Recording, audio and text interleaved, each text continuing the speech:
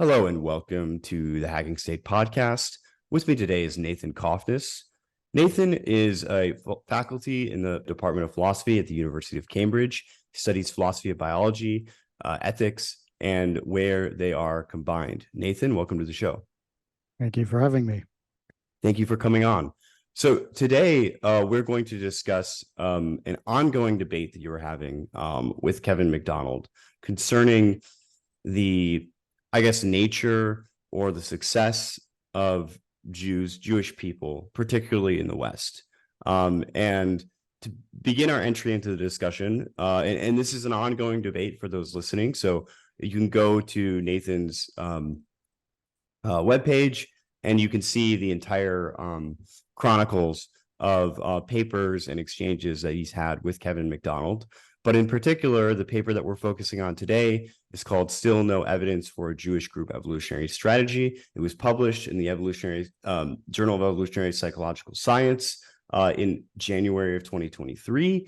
And it is a sort of response to what Nathan is calling the anti-Jewish narrative, which is a set of claims that are being proposed by Kevin MacDonald in Culture of Critique related to this idea that Jews as a group constitute a group evolutionary strategy in terms of their behaviors and traits. And so to get started on that, Nathan, I just wanted to ask you, how did you enter into this debate initially with Kevin MacDonald? Well, I first became aware of Kevin MacDonald's work when I was a high school student.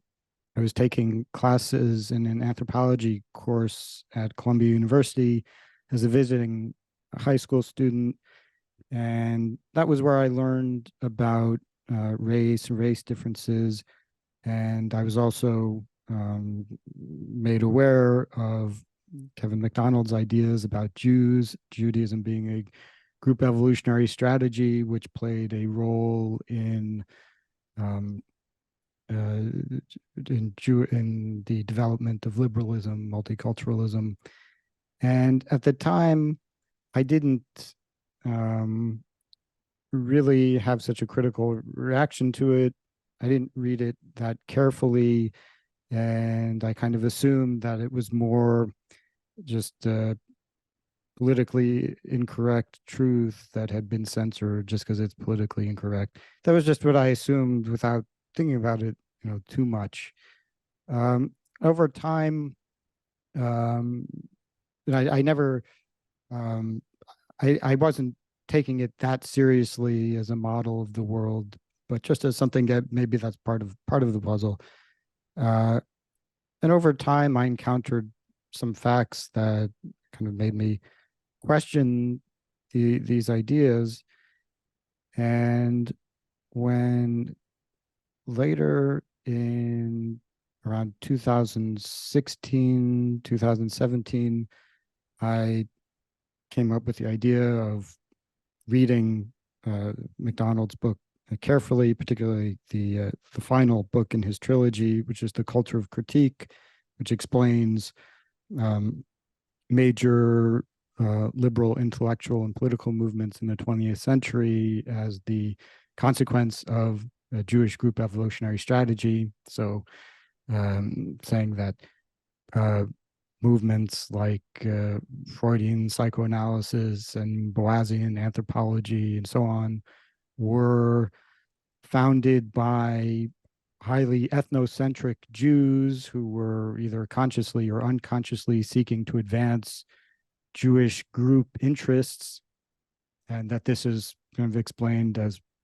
an evolved behavior. So through either I think MacDonald, for some reason, has some objection to the terms genetic adaptation or cultural adaptation, but whatever he wants to call them, there's some features of Jewish genetics or culture that produce people like this, intellectuals.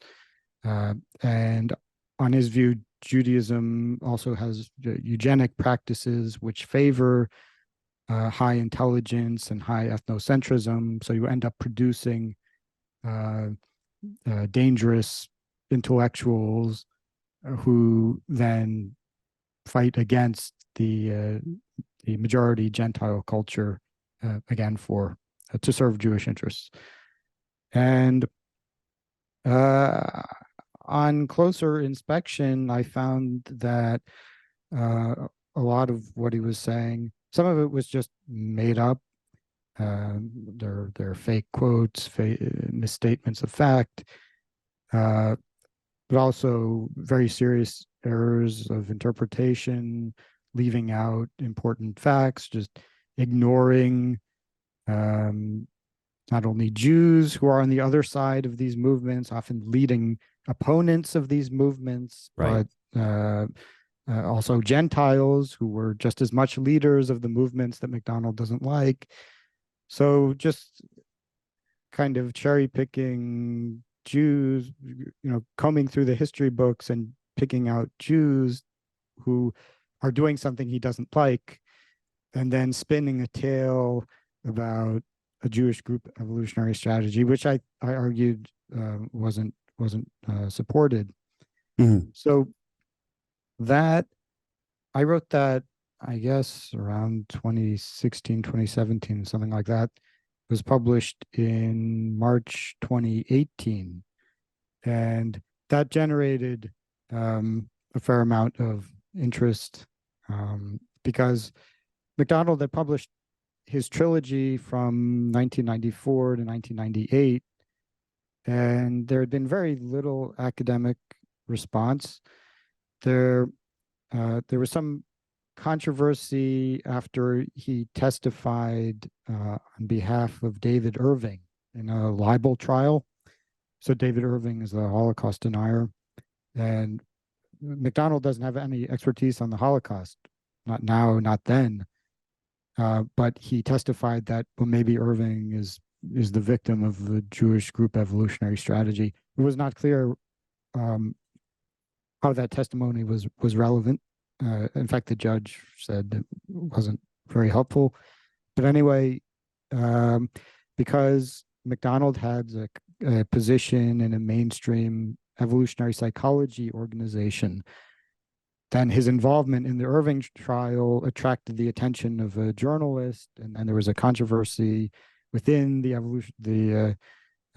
Human Behavior and Evolution Society, where a number of scholars said that this is not real evolutionary psychology, it's not real science. And John Tooby, who's one of a leading figure in evolutionary psychology, said that they were going to publish a rebuttal.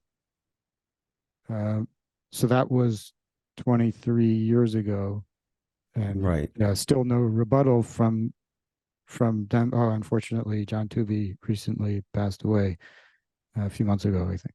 So yeah, there was no. I mean, people raised some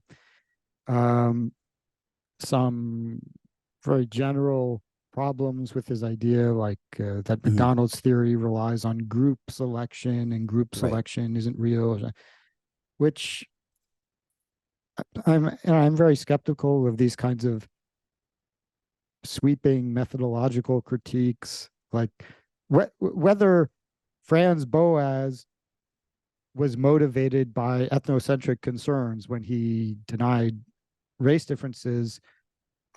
I mean, that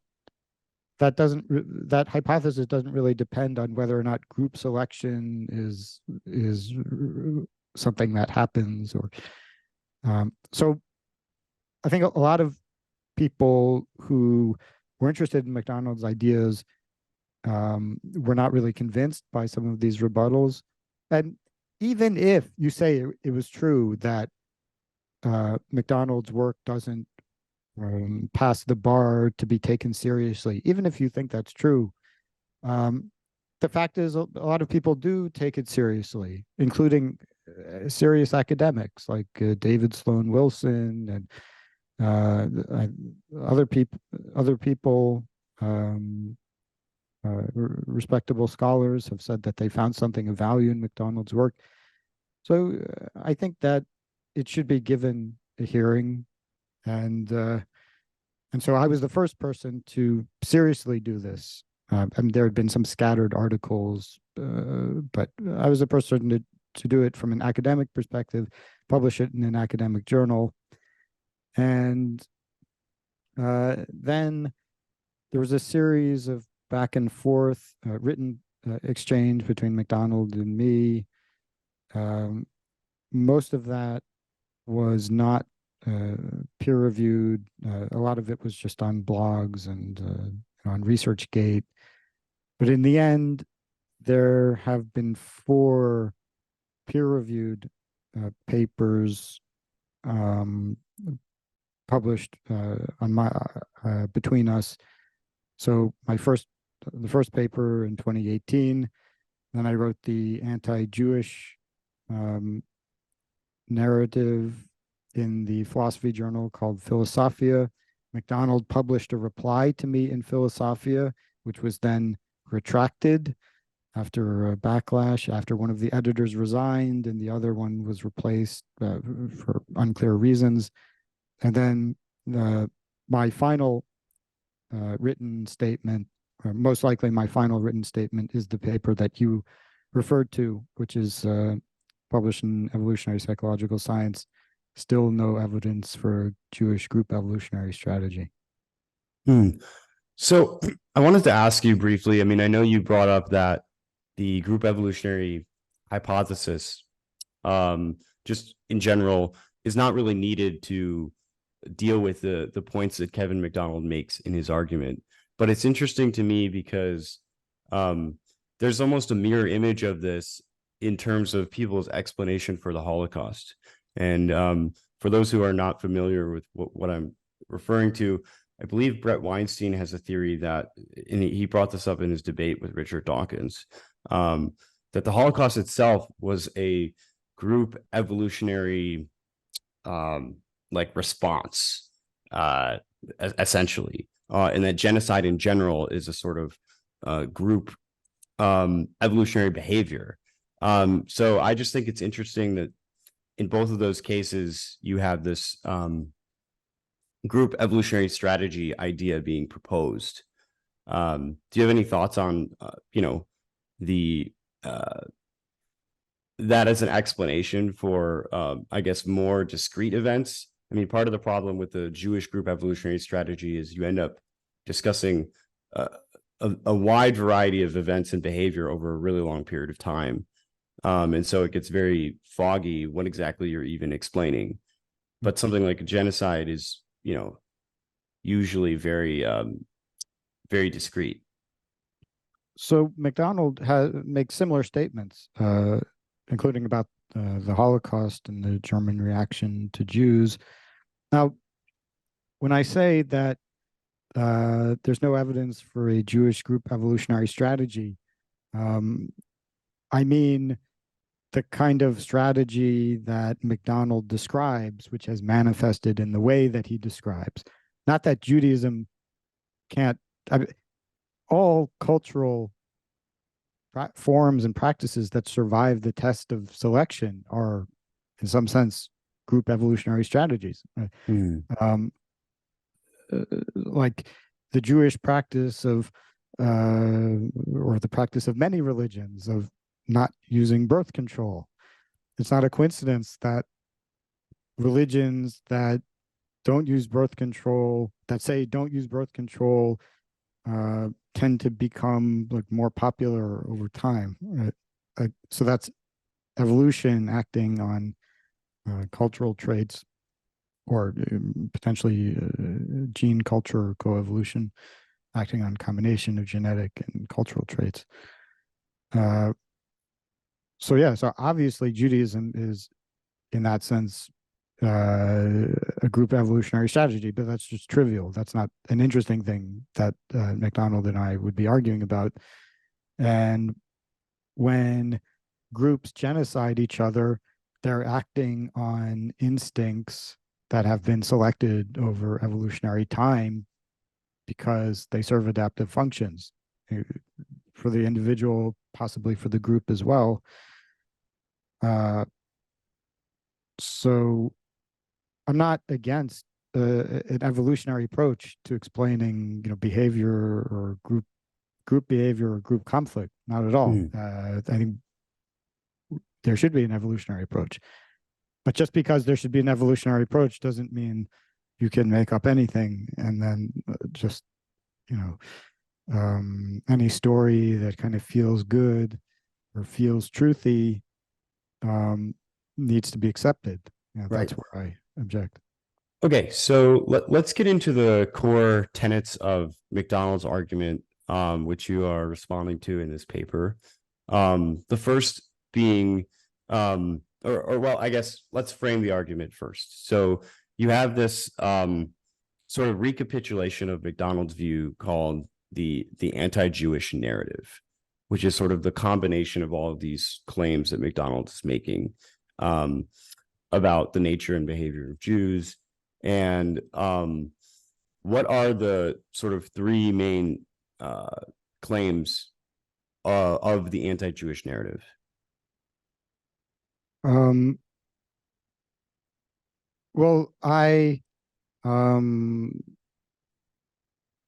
in the anti-Jewish narrative, I think I highlighted three claims that I had not really addressed sufficiently in my previous work, but they were that Jewish ethnocentrism. So there's a theory that Jews are highly ethnocentric. This is a central tenet of I would call JQism for Jewish question or anti-Semitism. It's that Jews are working together, they're helping each other, they're rigging the system to favor other Jews. So that's one important aspect of the theory. And MacDonald argues that this has a genetic component, and that Jews have cultural features of Judaism that tend to expel those who are less ethnocentric from the group. So over time, they have become more and more ethnocentric. And second point I addressed in that paper, that liberal Jews hypocritically advocate for multiculturalism for Gentiles, for America, for the West, but they advocate the opposite. They advocate racial purity and closed borders for Israel, which is based on the extremely distorted telling of the facts, which is really not true. And third, that Jews are responsible for liberalism and mass immigration to the United States, that they orchestrated open borders in order to turn America and the West minority white, that without Jews motivated in this way, we would not have the kind of demographic transition that we're experiencing. Right.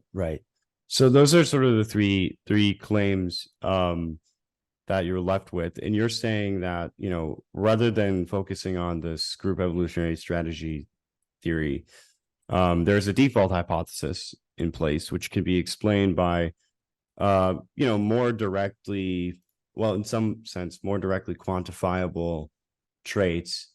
The largest one, but not the only one functionally, being Jewish intelligence.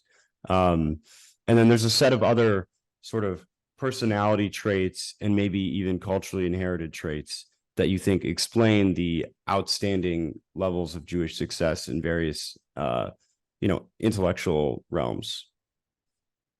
Right. So one of the reasons that I was the only academic who was able to effectively respond to MacDonald is because I have no problem acknowledging that Jews are overrepresented in certain activities, that it's not a conspiracy theory to think that Jews are wealthier than, or Jews are overrepresented in Hollywood. But I mean, that people can feel sensitive about talking about these facts, but I mean, if you're not willing to to acknowledge this, then MacDonald comes across as the truth teller, and you come across as the lying coward. Right. So how do you explain these facts? MacDonald says, well, Jews have high intelligence, but that they use their intelligence in order to advance the group evolutionary strategy. Whereas I say, yes, you can find a bunch of Jews being liberals or supporting multiculturalism or whatever, but you can find a lot of Jews in geometry and in nuclear physics and in chess and in poetry and in libertarianism and in socialism and in communism. And in so the parsimonious explanation is that the same factor or factors that explain Jewish success in chess and physics and movie making, although Hollywood is a kind of different story, because I'm not saying that there's Jewish networking has never existed ever and that no one has ever been hired because he was a Jew. I'm not, because and ethnic networks exist in all groups, right? Right. And so there are some instances where Jews dominate for cultural reasons that go beyond just intelligence or these personality traits. But when you see very similar levels of representation, I mean, Hollywood is off the charts. Like that's at one point, like the heads of all 8 major film studios were Jewish. So, I mean, this is difficult to explain for the same reason that they're overrepresented in physics, right? Yeah. Well, I was going to say, I mean, you have some interesting facts here that, I mean, just get very difficult to explain any other reason. One, Jews are 44% of world chess champions, 25% of Fields medalists, 26% of Nobel laureates in physics, 26% in physiology and medicine, almost 40% in economics. I mean, there aren't that many Jews, right? Less than 1% of the world population, even in America, they're only like 2% maybe. So nepotism or whatever kind of network, benefits there may be doesn't explain all of that, certainly. Well, I mean, let's say Jews are just so conniving that they are able to infiltrate these important institutions and elevate themselves. But why do they win the Kyoto Prize at exactly the same rate as they win the Science Nobels? Yeah. How does and or why the Fields is it, medals? I mean, and are those biased? well, you can say, let's say Jews control the West. Yeah. So they control Sweden, they control Norway, where's the Fields Medal administered? Where Fields medal is chosen? I'm not sure. Anyway, they control the Fields Medal too. But the Kyoto Prize, which is of a similar prestige to the Nobel, not quite as famous, but similar, is it's chosen by Japanese. Are you saying Jews have just as much influence over Japan as they do over the West? And when it comes to the Nobels, Jews win in the sciences, but not in the fake fields, peace and literature.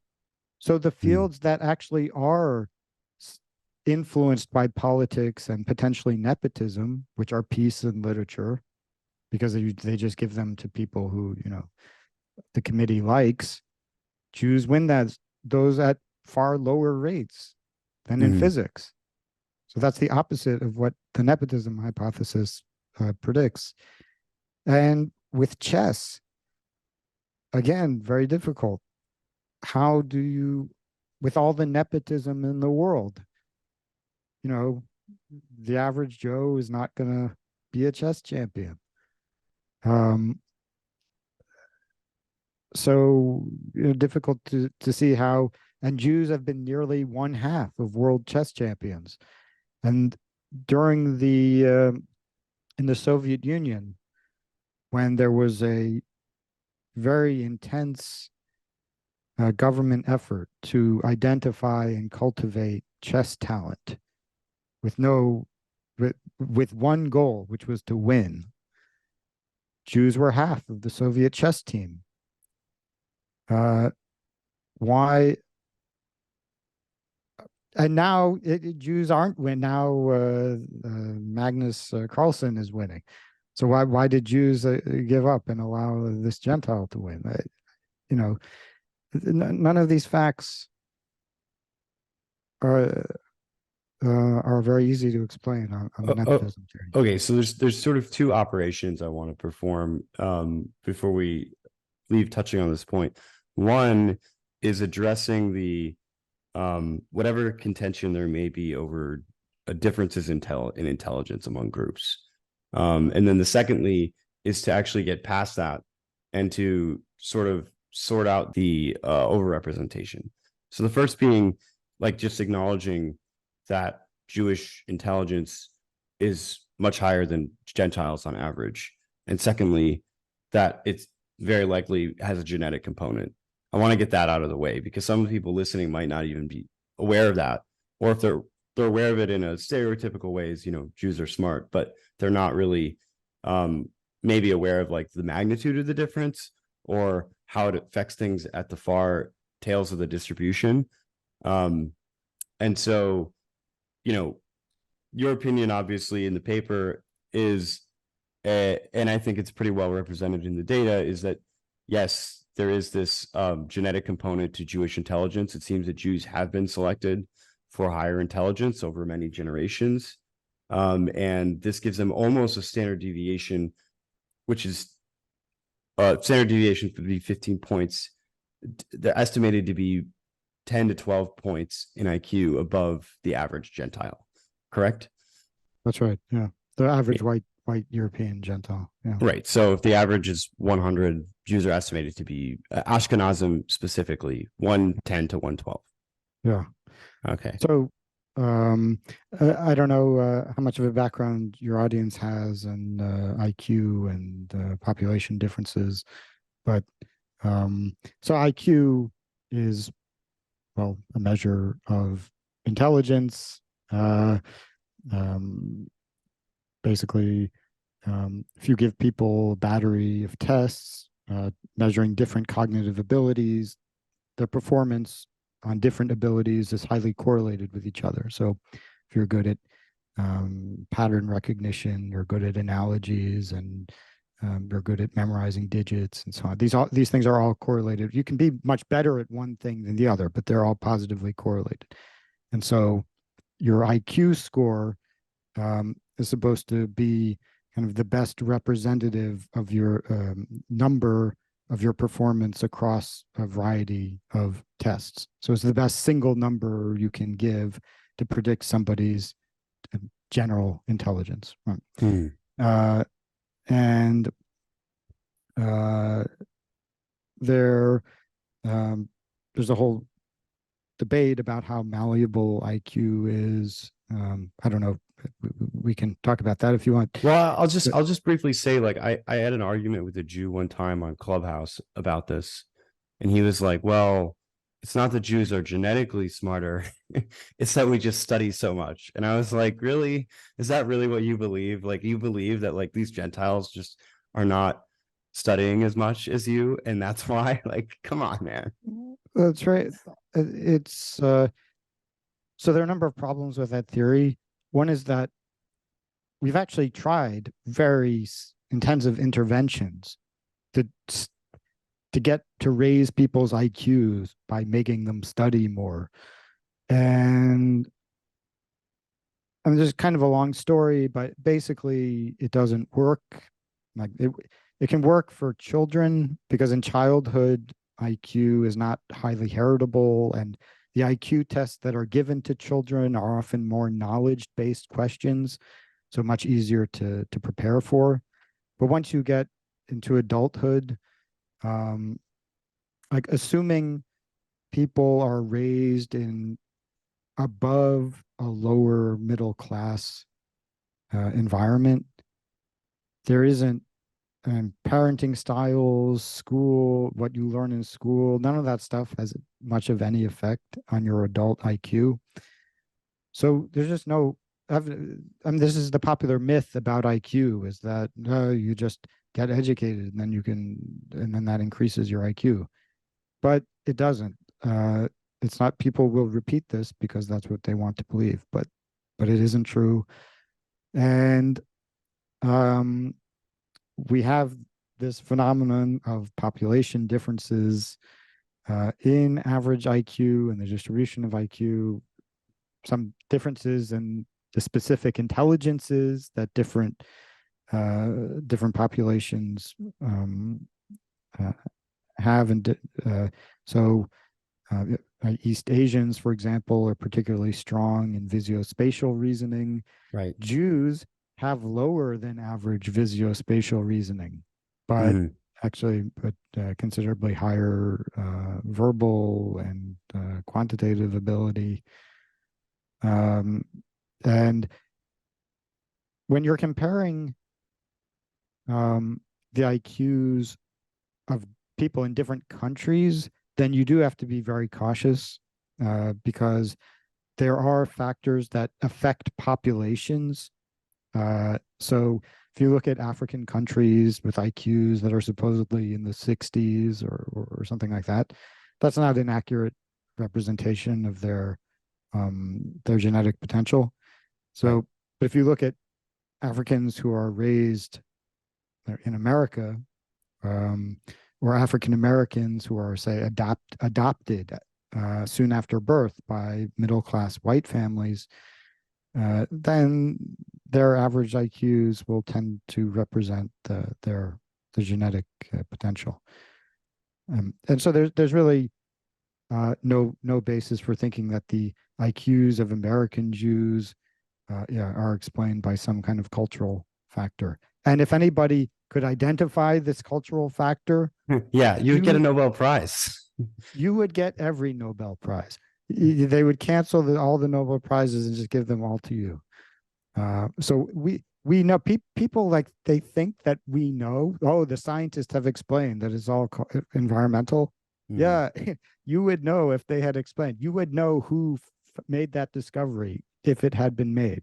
And the reason you don't know is because no one made that. No, because there is no actual explanation, Right. environmental explanation. But an interesting, so moving, I mean, you mentioned the verbal tilt as opposed to the geospatial deficit.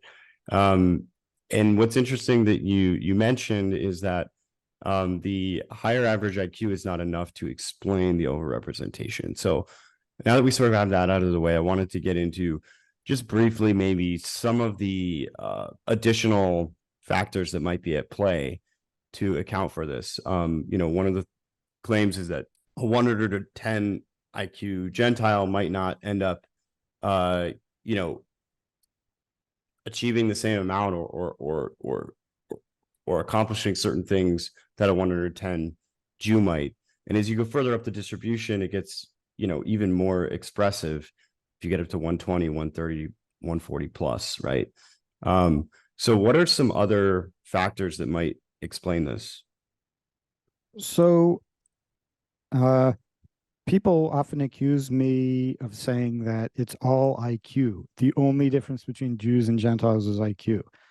Now, in my original paper in 2018, I said it's not all IQ and there must be something else, because an IQ of 110 or 112 can explain a lot. I mean, it's not a huge difference between somebody with an IQ of 100 and 110. Yeah. But when you look at the tails, like it makes a, because you get like much less the further you go out. This is distribution, guys. If it gets shifted, mean, if you shift the mean, you get a really wide difference at the tail end. Yeah. So once you start looking at, let's say, Americans with IQs over like 160, or even over like 145, especially over 160, like Jews are really like I can't remember the point at which they become more than 50%. I think it's like 170. Oh, it's very high. Okay. So, but the further up you go, the higher the proportion of Jews. So if you're just looking at, say, people with IQs over 125, where the kind of the elites will tend to be drawn from, Jews are would I something like 15%. Okay, I did a back of the envelope calculation a little while ago. I don't want to get the exact number wrong, but something like that. But and then Jewish representation becomes higher and higher the more you raise the bar. But that that doesn't explain all of Jewish overrepresentation, because in many fields, Jews are like a third of the elites, even a half in certain academic fields. And it's not plausible to think that all of these people are being drawn from the IQ 170 population. So, well, there aren't that many. Yeah, that's just yes, there are not that many to occupy all the elite positions. So there has to be something else. Now, in the original 2018 paper, which was published in a very mainstream journal, I kind of avoided speculating about this because I didn't think I would be able to get away with it, and it would just be dismissed as phrenology. But this is a piece of phrenology type reasoning, which I think is actually quite reasonable. So why did Jews evolve higher IQs? There's probably some combination of selection for Talmudic scholars and business ability, the ability to succeed in white collar professions.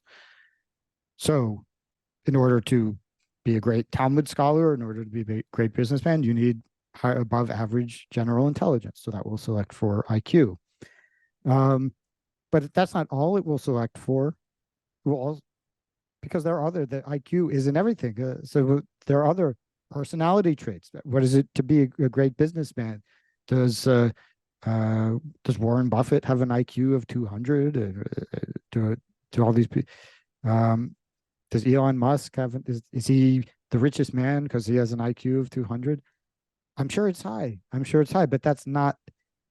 But there are probably people who can score really high there are definitely people who can score even higher on an IQ test. There are these mega high IQ societies where, they can ace any IQ test, and yet sometimes they're not successful at all, right? Right. They're kind of losers. So Jews would have been selected for IQ, which we know happened because we know the average IQ is higher for Jews. And they would have been selected for whatever personality traits also play a role in success in these areas. So somebody like Woody Allen or these Hollywood types, most of them are not successful because they're IQ geniuses. It's obvious. I think it's quite clear that there's some personality differences. You can tell that there's a Jewish, not everybody instantiates it, in such an extreme way, but on average, you can kind of recognize the Jewish personality, and every nationality has a kind of paradigm personality, which could have a genetic component, which is then reinforced by cultural forces as well. But there's some genetic basis to that. And also cognitive traits that maybe don't show up on IQ tests. So take chess. Chess is a very intellectual activity, but it's actually not as G-loaded as people think. So the great chess players are not, they have above average IQs, but not necessarily off the charts. Right. Your return on chess doesn't just keep going up linearly with IQ increases. Well, maybe it might be it does, but just there's some other factor that's even more important. Right? Sure, So sure. Gary Okay. Kasparov, his IQ was measured at 135. Right. So that's Right. the 99th percentile. That's Right. high. Yeah. But there are a lot of people, um, At uh, 135. Yeah. Who are I not mean, chess champions. many of my neighbors, I live in faculty housing at Cambridge, so I'm Mhm. assuming many of my neighbors have IQs that are higher than Gary Kasparov, and they're not the greatest chess player of their time. Yeah. Uh, so there's something else, um, and Jews have more of that on average, apparently, and that plays some role in their chess accomplishment. So I think we've given people maybe a little bit of an inkling of what some of those other traits might be. They could be personality traits. They could be, I don't know, any number of other things.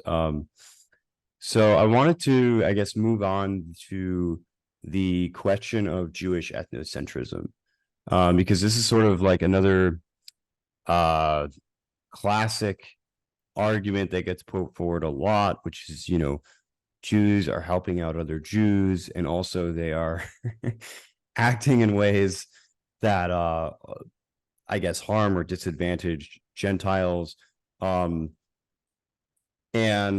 there's sort of like two notes that you make in this section of the paper about why that doesn't seem to be the case.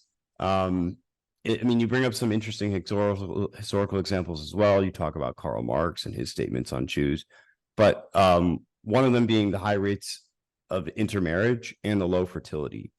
And so, is the gist of this is that Jews just don't seem to be particularly more ethnocentric than other groups, correct?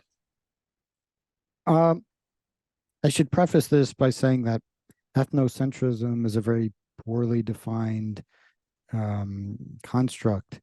So MacDonald and his followers throw the word around a lot. They say Jews are ethnocentric, and then people argue about it. And then I argue with him, but none of us really explain what it means. Is it ethnocentric to to try to convert people to Judaism, like members of different races to Judaism? Is that ethnocentrism, or is it ethnocentric to bring in a bunch of Ethiopians who identify as Jews to Israel? Like, or it's a lot of people kind of are quite wishy-washy about with their language. Now, in I think it was the first book, MacDonald said that the Jewish Group Evolutionary Strategy has 4 basic components, and the first component was that it seeks segregation of the Jewish gene pool from surrounding Gentile societies. So that was MacDonald's statement, that racial purity. So segregating the Jewish gene pool from surrounding Gentile societies. Now, defining ethnocentrism in that way, which is, what he said is the point of the Jewish Group Evolutionary Strategy, that means that the evolutionary strategy doesn't involve mass intermarriage. Because if we just take his word seriously, that doesn't make any sense, that the Jewish evolutionary strategy would culminate in mass intermarriage. Mm-hmm. And in fact, he predicted that although, and so he himself has referred to intermarriage as defection and as something that's contrary to the strategy. And he predicted in 1998 that as time went on, Jews would, although there had been some intermarriage, Jews would find a way to stop it and return to the Jewish Group Evolutionary Strategy. Now, among non-Orthodox Jews who married since 2010, the intermarriage rate has been 72%. And that doesn't include, so that's just reported intermarriage. Mhm. That doesn't include Jews who who intermarry with Gentiles who undergo a kind of nominal reform conversion. Right. So that means you pay the rabbi, and then she says you're Jewish based on that, right? And then you call Congratulations. yourself. So that's not racial purity. Mm. It's not, and that's not traditional Judaism, obviously. So the intermarriage rate is probably higher than 72%. The liberal Jews,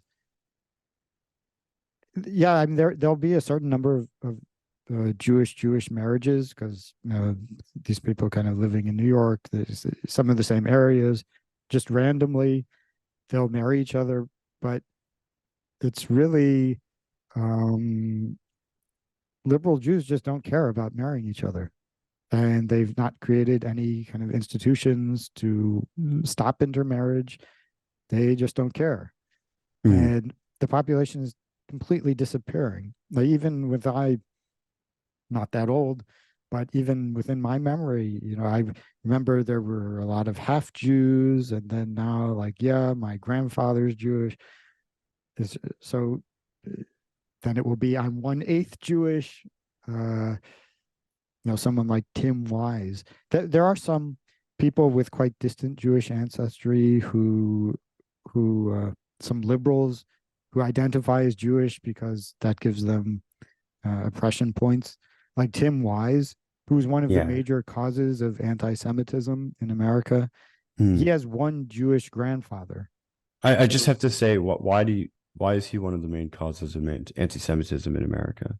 well, I mean, he's a very obnoxious, kind of cartoonish, anti-white advocate who Okay. says kind of genocidal, Right. anti-white statements about how the days of the white people are numbered, and that's a good Yeah. thing. Right. And then he says, "And I'm a Jew, and I'm saying this as a Jew." And his father's father is Jewish, right? Right. So Yeah. according to Jewish law, you're Jewish if your mother is Jewish. So and Tim Weiss doesn't even go to a synagogue. He doesn't practice Judaism. He's just saying that he's Jewish just to kind of push people's buttons, as far as I can tell. But anyway, uh, and his wife is not Jewish at all. So his kids will be 1/8 Jewish. I don't know, maybe Why is you're an imposter? they'll go around. Uh, so you know, so there's this element of ethnocentrism, even though it's not well defined. Presumably, one element of ethnocentrism is you want to be around your ethnic group, and the most Mm. obvious expression of wanting to be around your ethnic group is marrying somebody from your ethnic group, and then producing children who are also members of the group. Now, liberal Jews don't care about that. Now, uh, what about so Jewish success is often held up as proof of Jewish ethnocentrism because, well, how could Jews win so many Nobel Prizes unless there was ethnocentrism? But, so we already talked about that, and that's not a good argument. Uh, and I just say, as a footnote, I'm not saying that ethnocentrism is zero, right? Because every group has some ethnocentrism, uh, but I'm not saying that there was never a time when a Jew applied to a position in Hollywood and the interviewer said, "Oh, hey, Bernstein, Mhm. cool name," uh, you know, and then Bernstein got the job over, Chris Willard or whatever. Uh, so I'm sure that has happened. It's also happened on the other side too, right? Which we hear about a lot, about how Jews were discriminated against. And Jews weren't allowed to belong to Gentile country clubs where they could go and intermarry. Um, uh, but there's no reason to think that Jews are particularly ethnocentric compared to other people. or that there's a genetic disposition to be particularly ethnocentric compared to other people. And Mhm. as I've pointed out, if we had this discussion in the 1920s and 1930s, we'd have very different intuitions about who is ethnocentric. Right? We'd say that Germans are the most ethnocentric people, obviously, and obviously it's innate, it's obviously genetic. We didn't know about DNA at that time, but we would have said it's innate. That's just how they are. They'll never change. And now they're the least ethnocentric people in the world. So there's also a very large environmental component to ethnocentrism. And very so the people who try to draw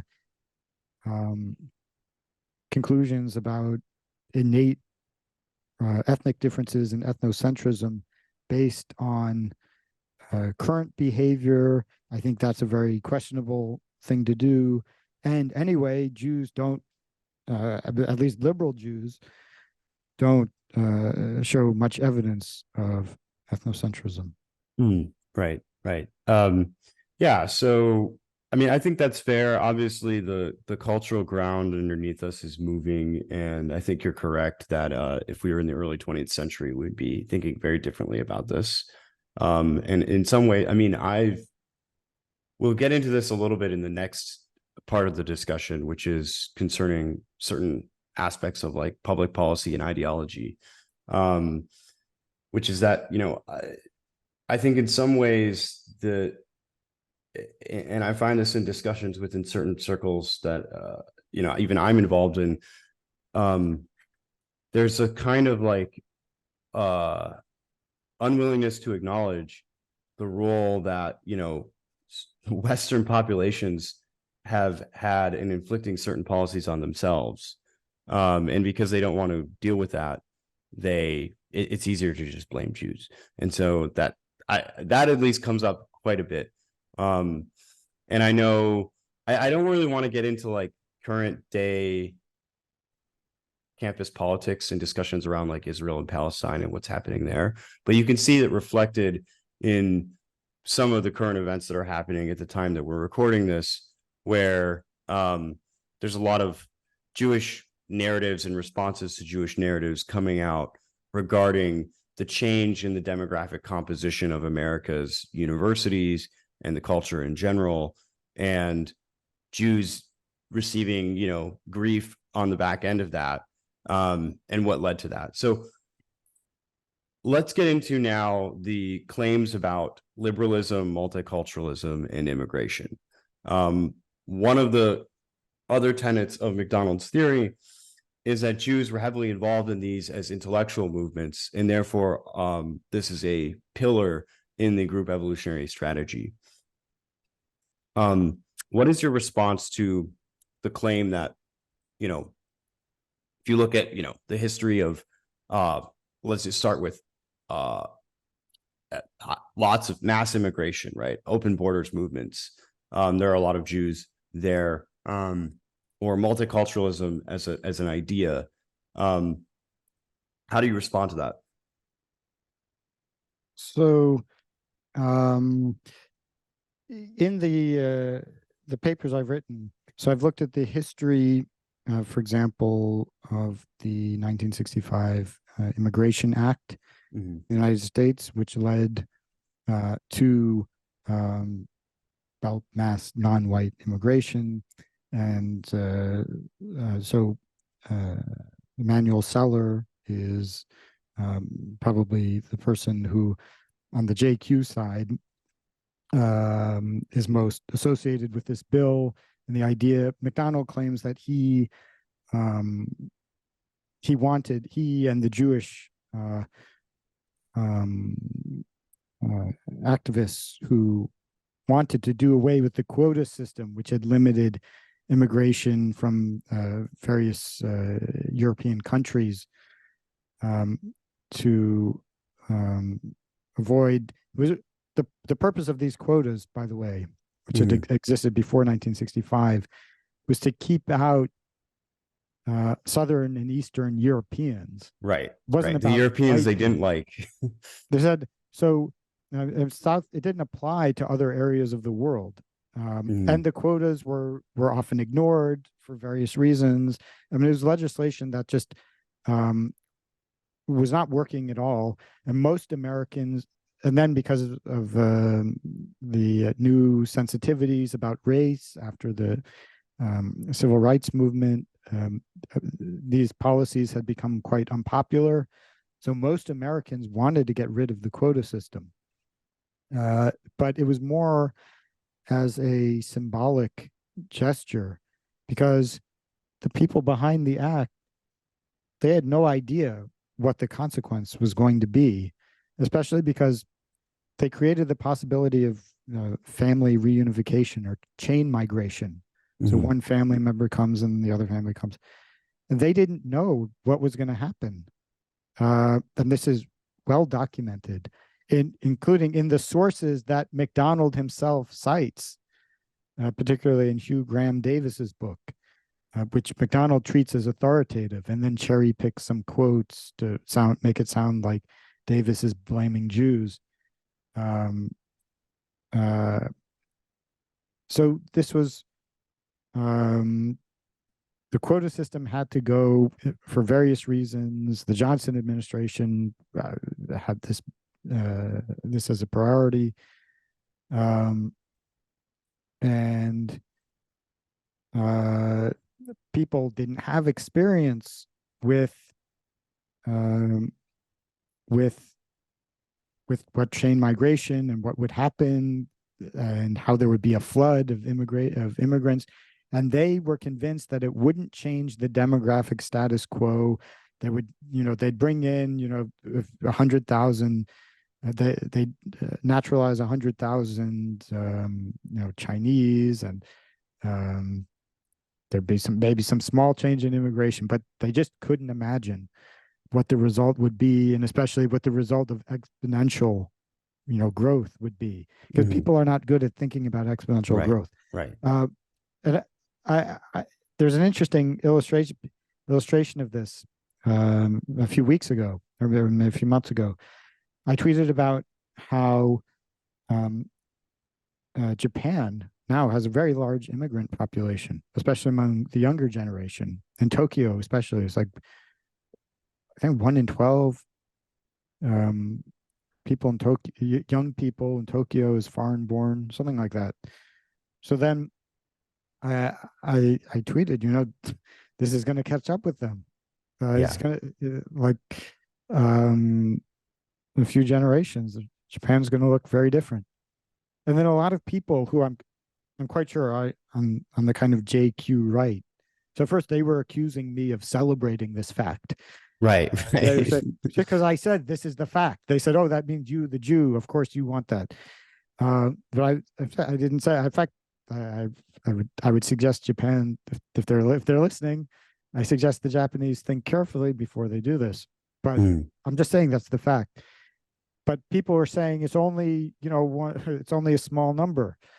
So even these people, who I'm sure many of whom would say that Emanuel Seller knew exactly what was going to happen, they're seeing the exact same situation. It's actually much more obvious in the case of Japan than it was in Seller's time in 1965, and they can't see what's going to happen as a result of exponential growth of the foreign population in Japan. But Japan it's going to be way less Japanese, and as time goes on, eventually it's not going to be the same country. So you see how even now people just can't understand how this works.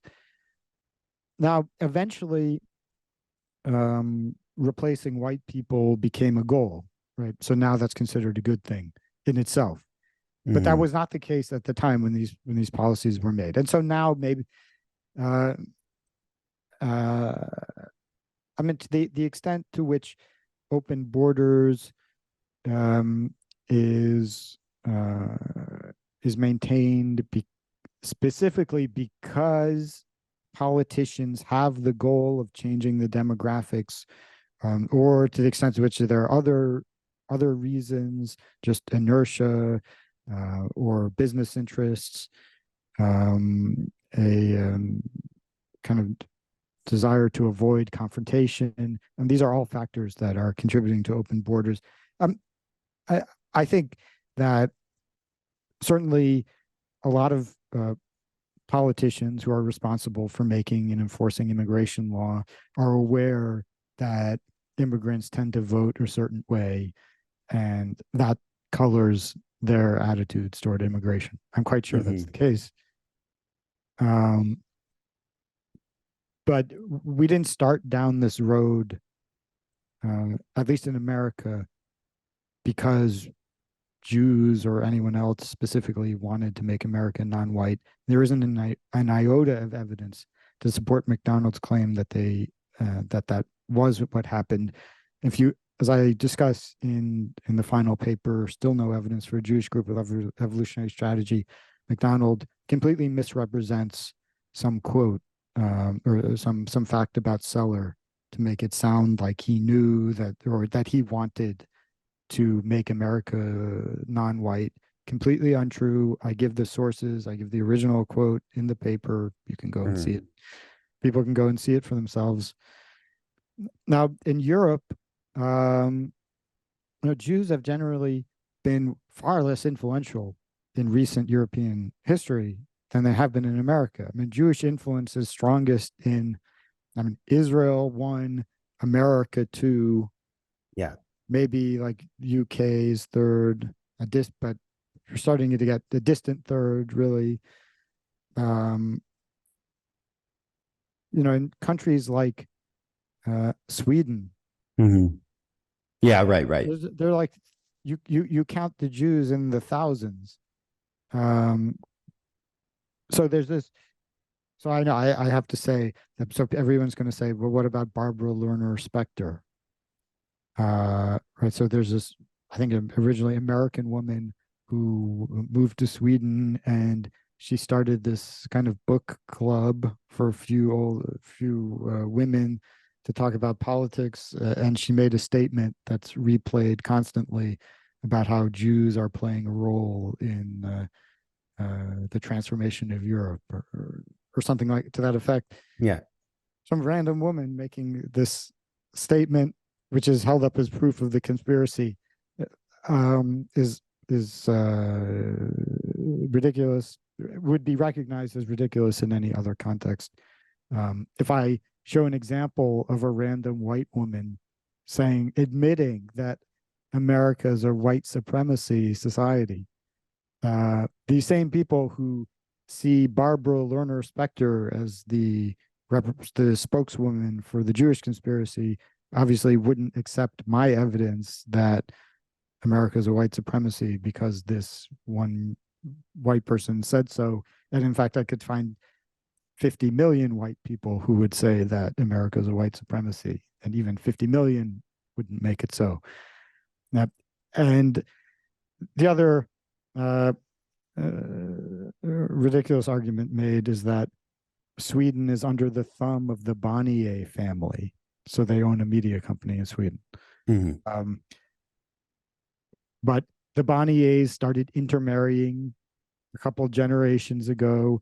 Now, one of the largest shareholders in the Bonnier Group is a bishop in the Church of Sweden. They have no interest in Jewish matters, and they're not even involved in running the company. So, okay, but so people who want to blame the Jews will continue to do so. But those are the facts. And Sweden is more liberal. They're more in favor of mass immigration than anyone else, much more than America. So, and there are other countries which are similarly more woke, more open borders than America is, where Jews have way less influence, or basically none at all. So I think this leads us into sort of the next component of this, which is kind of broader cultural trends. In that, MacDonald also focuses on Jews' roles in being influential in liberalism, just as a as a political ideology, as well as blank slateism as a sort of pedagogy or theory of human nature. And the objections here are somewhat similar. They're almost the same as the objections to the mass immigration and the multiculturalism, which is that, yes, if you look at these movements, you can find a lot of prominent Jews involved in them, especially some of which, well, first of all, there's not always Jews, as the originators of these movements. With liberalism, you bring up John Locke and you bring up John Stuart Mill. But even, and with behaviorism and blank slateism, you talk about B.F. Skinner. So these are all Gentiles. But the broad brush of this is that, one, there are Gentiles at the fore of all of these movements as well. Often the most prominent people or the originators of them are non-Jewish. And then two, if you look at parallel developments or opposing movements of the same strain, you'll also find Jews there. And so it just doesn't add up that they would be to blame for these particular intellectual currents. Yeah, it's not science. It's like MacDonald argues that the coin is biased toward heads. And he flipped it 100 times and it came up heads 55 times and tails, 45 times. And he said, look, here's a heads, here's a heads, here's a heads, here's a heads, here's a heads, 55 times. And I come along and I say, yeah, but what about all these tails? He said, well, I'm not talking about the tails. I'm just talking about the heads. Look at all these heads. And this is very similar to how he's responded. He said, why are you bringing up all these Gentiles? I'm not talking about them. I'm talking about the Jews. And when I point out also Jews on the other side, he said, I'm not talking about those Jews. I'm talking about the Jews doing something I don't like. I'm talking about the liberal Jews. What he says, I'm talking about where the power is. Mm-hmm. So, I mean, it's the same thing. And my definition of power is where the Jews are. So the definition of power is when something bad happens. So basically, something bad happens. The procedure is this: something bad happens that MacDonald doesn't like, right? From MacDonald's perspective, is bad. So there's something like multiculturalism or open borders. So there were some Jews who supported these things, whether they knew about what the consequences would be or not, right?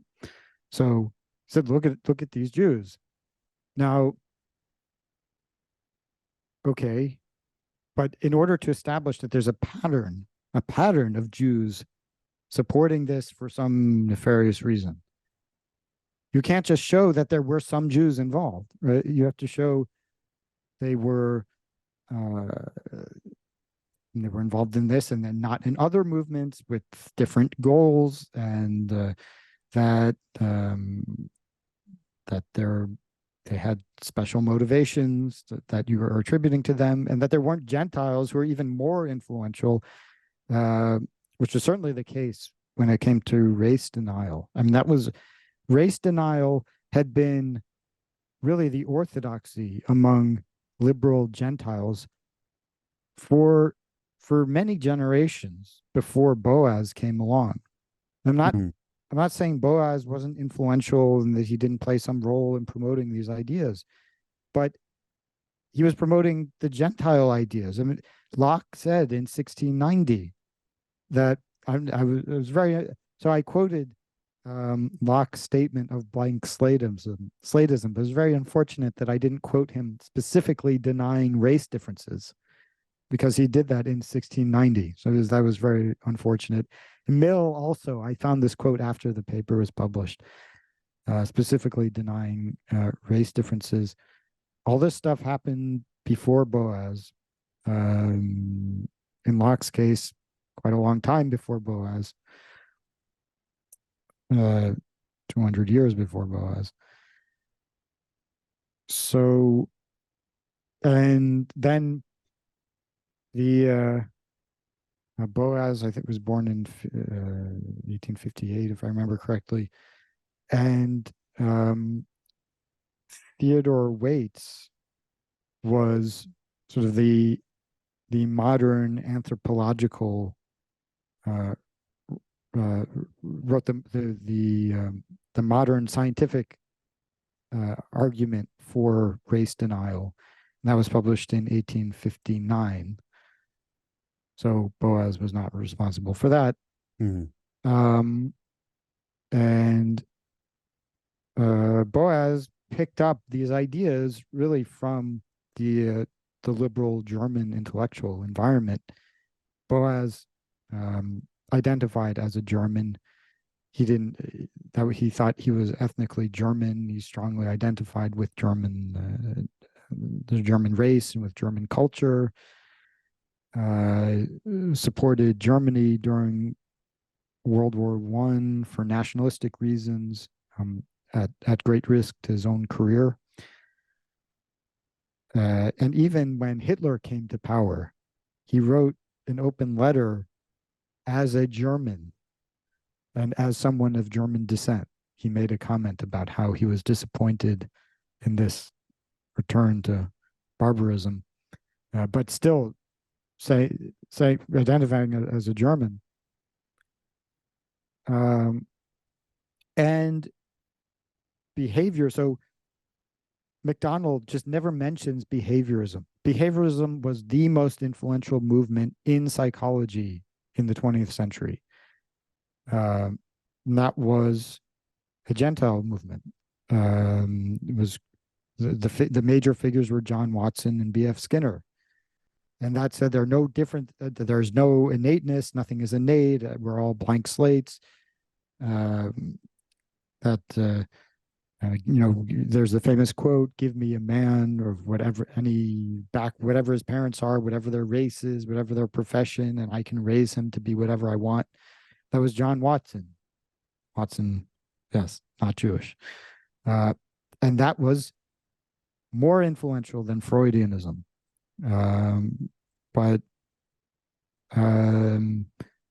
So MacDonald just ignores it, and it ignores the fact that these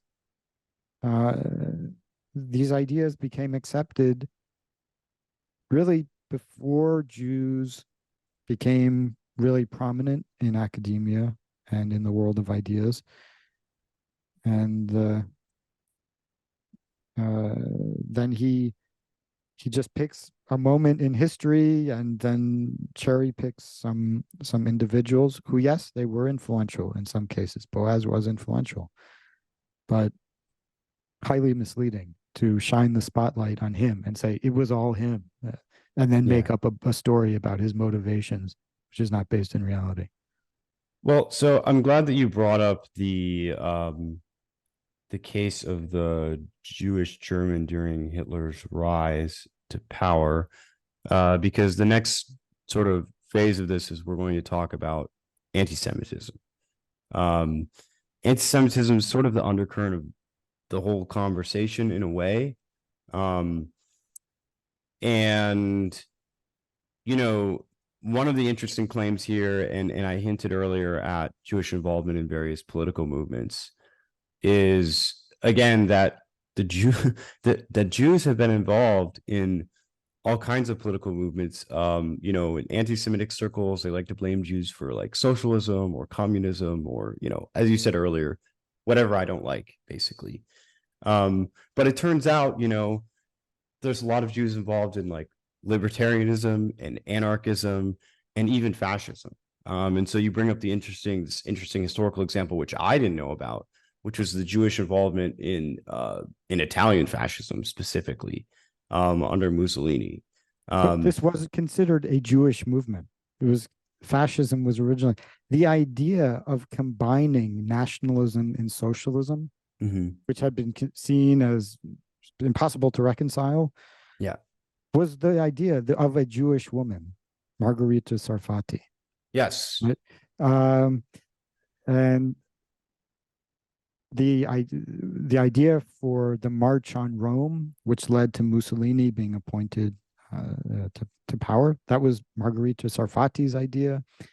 She's a Jewish woman who was is a fascinating story about, she was one of the most influential women, even the most influential figures of the 20th century. Really the intellectual force and political force behind the rise of fascism in Italy, which of course inspired fascism in Germany. But she's often described, just as a kind of footnote, as Mussolini's mistress. So she was Mussolini's mistress, but they left out all the interesting parts, where she came up with the idea for fascism, and she was also wealthy, and she financed Mussolini at crucial moments. Her son, which she had with her Jewish husband, was the first martyr of the fascist cause, as I describe in the paper. They were very about fascists. And so after the Italians, after Mussolini turned anti-Semitic in after 1936, Margherita got written out of history, because the fascists, they couldn't admit that their ideas came from a Jew and a woman. Mm-hmm. I mean, that was totally unacceptable for them after Mussolini had become allied with Hitler. And then Margherita Sarfatti ended up fleeing for her life. Mussolini looked the other way. Then her sister and brother-in-law were then killed in the Italian Holocaust. So she fled to South America and then returned to Italy some years later. But so the fascists ignored her. They wrote her out of history. The feminists, although she was one of the most important women in history, feminists are not so excited to say, oh, well, a woman invented fascism. And for the same reason, Jews are not going to claim her. Oh, that's not something really to be proud of, right? From the Jewish perspective. So that's why you've never heard of her. But she and many of the whole journalism establishment and many academics who were very much on the right in Italy at that time, and generally supportive of fascism, very much integrated in the fascist regime and in the fascist bureaucracy. And their loyalty was not seriously questioned by psychologically normal people. So there were some like anti-Semites, obviously, because that anti-Semitism is a thing that attracts a certain percentage of people. But basically, no serious people were accusing the Jews of disloyalty on a large scale, and the Jewish population was seen as supportive of fascism. And this is admitted even by the anti-Semites in the Mussolini's regime, as I quote them. I quote their words. They say Jews have been good fascists. But they learned a lesson about what might happen when they support these right-wing regimes. And so, the JQers who are upset, why don't Jews support white nationalism? Jews did have a history of supporting nationalist movements, and not only in Italy, but Jews were also known as German nationalists.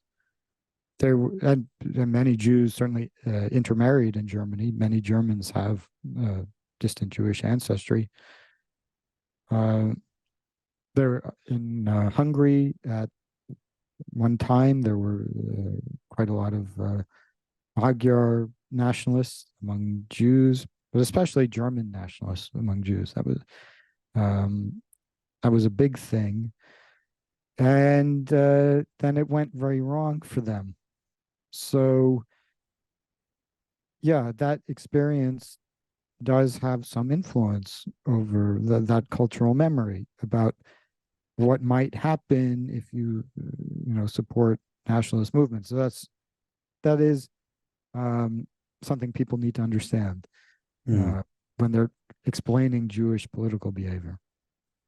Right, right. And I think even Hitler, there's a quote from Hitler in the book, or maybe it's a paraphrase or something that's attributed to him, where he even says that if he had accepted the Jews, they would have helped him too. Yeah, he said, this was a quote I saw in Albert Lindemann's book, Esau's Tears, which is a very good book.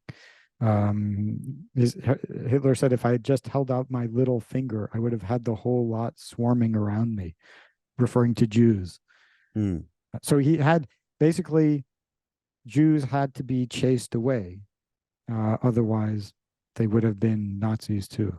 Right. So one of the takeaways of this, I guess, recounting of the Jewish history of involvement in various national and right-wing political movements is that basically, until they become explicitly anti-Semitic, they tend to have a lot of Jews involved. And it's really just that, Jews have learned that if someone tells you they don't want you around, maybe they might mean it. That's basically the only reason why you don't see a lot of Jews affiliated with these political machinations. Look, people tell me on the right. So I'm not a white nationalist. My wife is Korean. Not it would be quite strange to call myself a white nationalist. Yeah.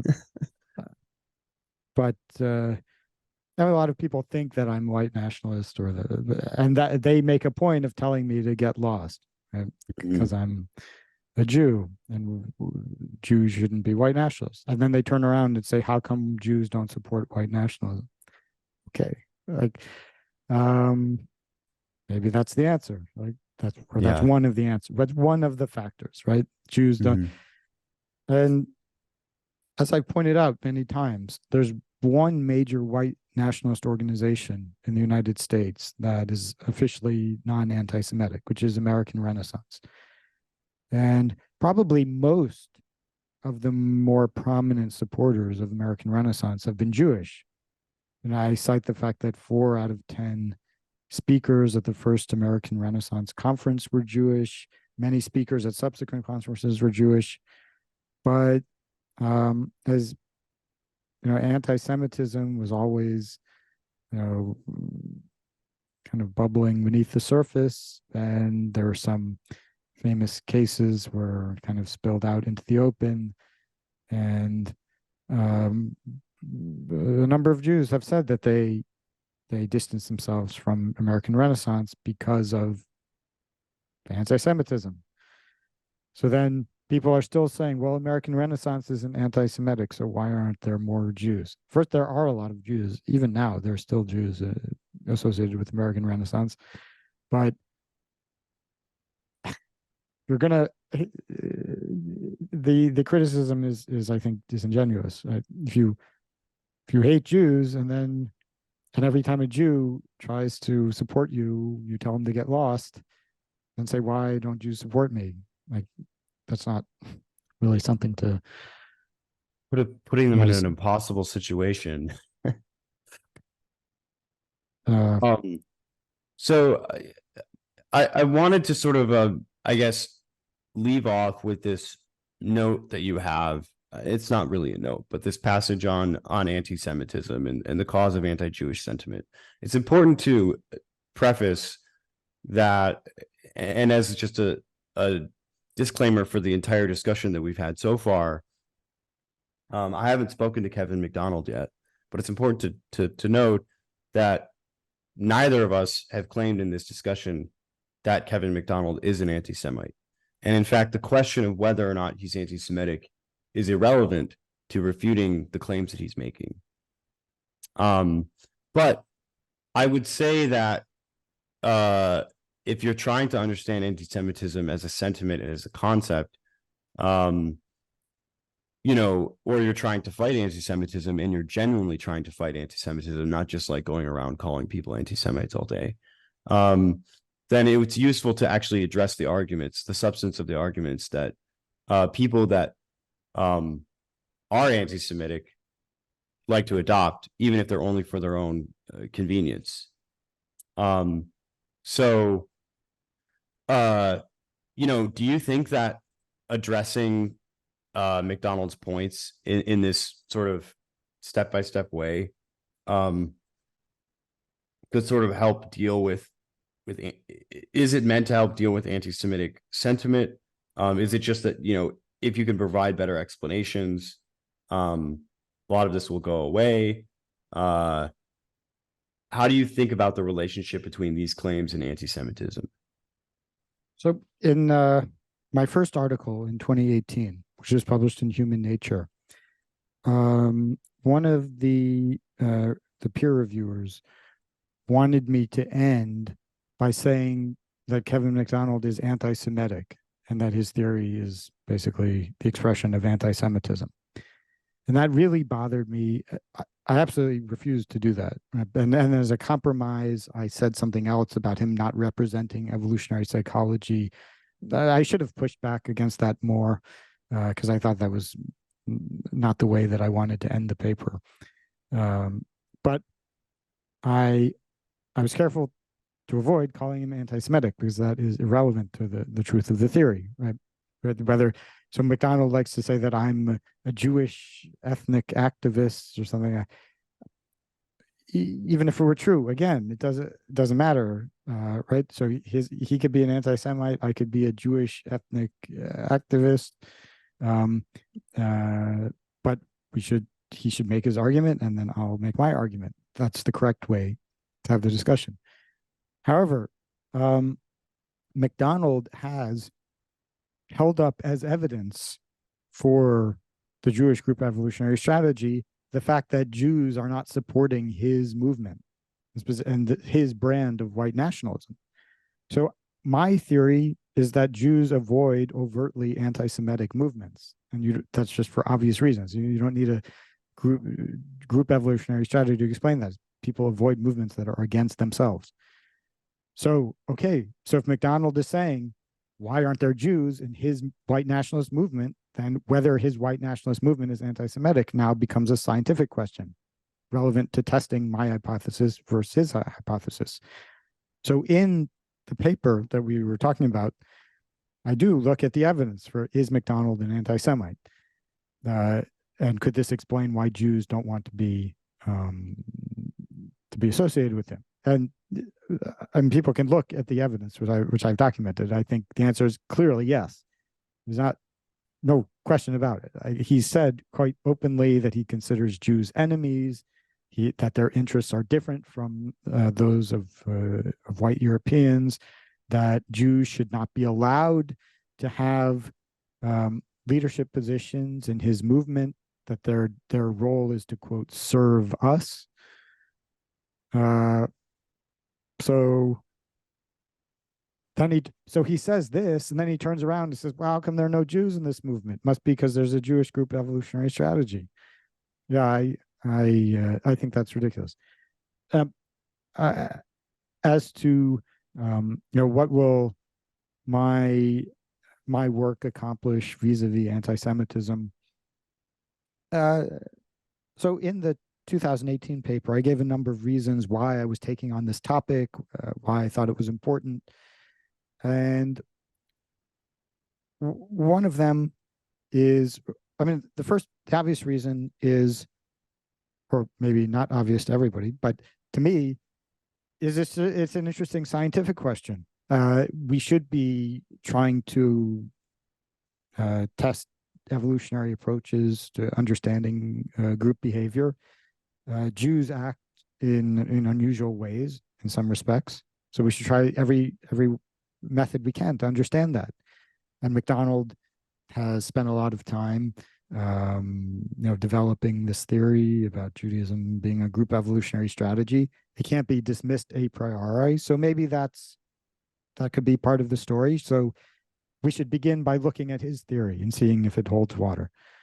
And if it doesn't, then this discussion could be the basis of further scientific analysis, which unfortunately hasn't really happened as much as I hoped, but well, we'll see. Hopefully people will take this up.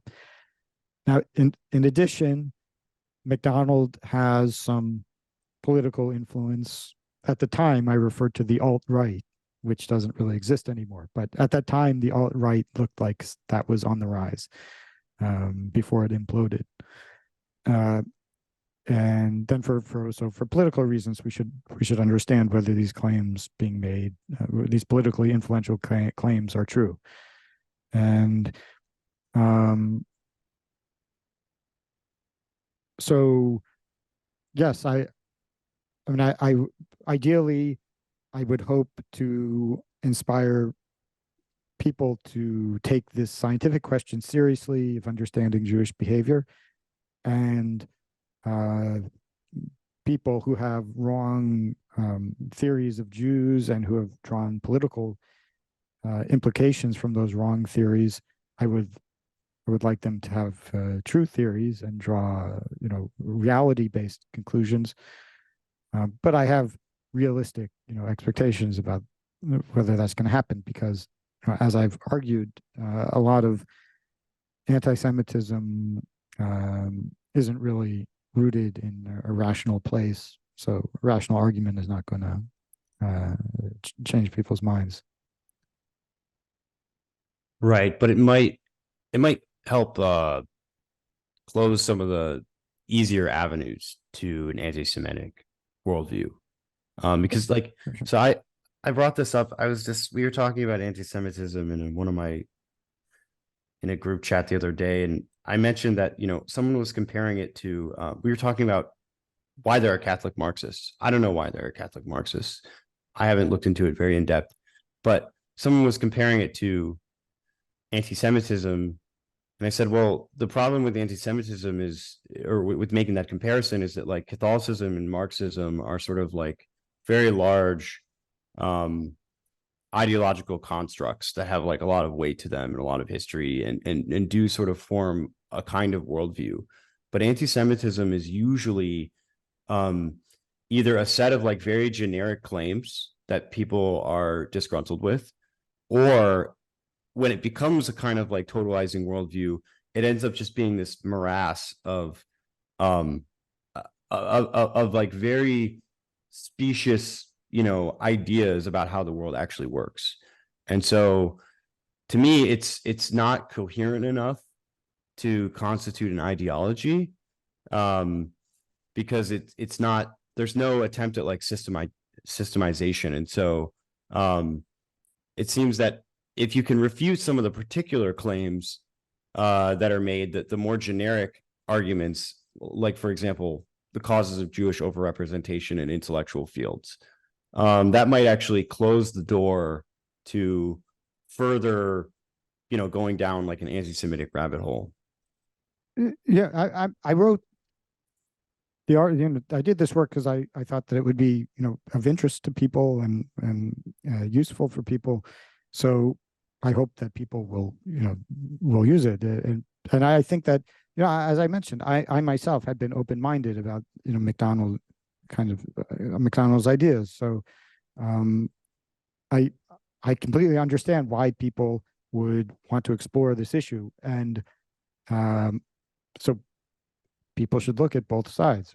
Right? Now, there'll be some people who are open-minded and capable of assessing the evidence. I believe those people will generally come to a conclusion that's much closer to mine than MacDonald's. And my papers are available for them. A lot of people who are not either willing or able to examine the evidence and will choose a position that resonates with them for emotional reasons. And then they obviously are not going to listen to me. So, or MacDonald. I mean, a lot of these people don't read MacDonald either. A lot of MacDonald fan, they think they know what he said, and it's actually not what he said. But so, I mean, it's not. I'm not a politician. It's not my role. I don't see my role as changing as many minds as possible, right? As a scholar, my role is to make the argument available and try to say what I think is true and justified. So, given that this is sort of perhaps the final chapter in this debate, I just wanted to ask, like, do you think that the work as it stands now is sufficient to leave as is, or are you hoping that others take up the mantle and continue this engagement? I just wanted to briefly see if you would like to reflect on the, because you've had this long engagement with MacDonald's work. And as you said at the beginning of this discussion, he was writing these in the mid-90s. And so in a way, this has been an ongoing discourse for, 30 years now, nearly. So how do you think about, the state of the discussion? Although there was a big gap between 1998 and 2018, but right. Well, I mean, some people, not many, but there are a couple of people who've done some more work. There's a Substack writer, Will Viver, who has cataloged large numbers of factual errors in some of MacDonald's work, which I think is quite interesting for people who are specifically interested in MacDonald's version of JQism.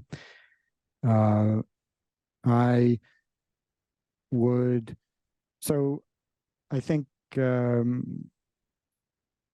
besides the study specifically of Jews, I think the study of Jews should be a branch of a larger science of race or population differences in behavior.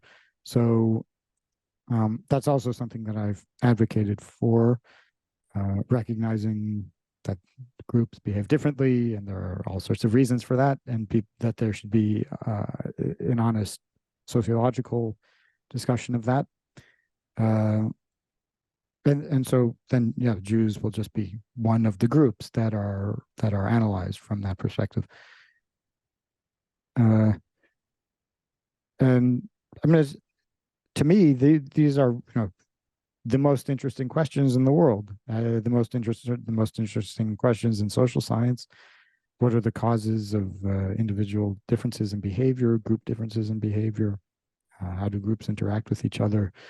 And the current work being done on these topics is, highly ideological, often not really scientific at all. So I am going to continue advocating for a genuine scientific evolution and genetic informed approach to these questions. Right. And in the interaction between biology and culture in producing these outcomes. These are very poorly understood phenomena and not seriously studied by mainstream scholars. And yes, I think it's a shame. Well, Nathan Cofnas, this has been great. Thank you so much for coming on the show. And we'll see if we can get Kevin MacDonald to respond. I appreciate you taking the time. Wonderful. Thank you.